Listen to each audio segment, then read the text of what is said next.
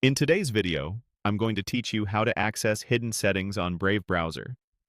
If you've ever wanted to fine-tune Brave beyond the standard menus, this guide will show you exactly where those advanced controls live and how to approach them safely.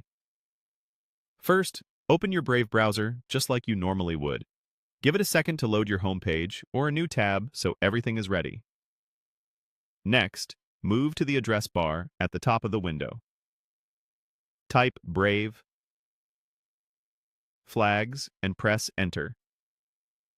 This takes you straight to Brave's experimental features area, commonly called flags. Think of this page as a toolbox for power users.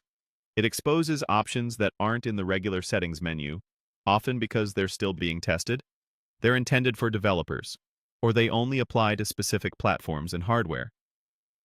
Once you're on the flags page, you'll notice a search field at the top and a long list of items below it. Each item has a title, a short description of what it does, and a menu that usually reads Default, Enabled, or Disabled. Default means Brave will choose the standard behavior. Enabled turns the feature on. Disabled turns it off. Many changes require a browser relaunch to take effect, and when that's needed, you'll see a prompt offering to restart Brave for you.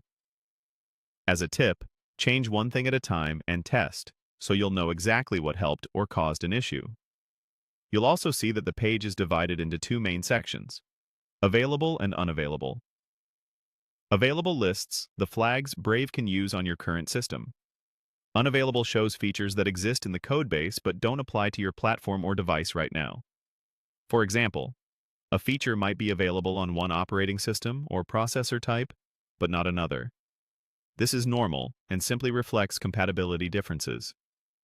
If at any point you feel you've gone too far, or something doesn't behave the way you expected, you're not stuck. At the top of the page, there's a Reset All button.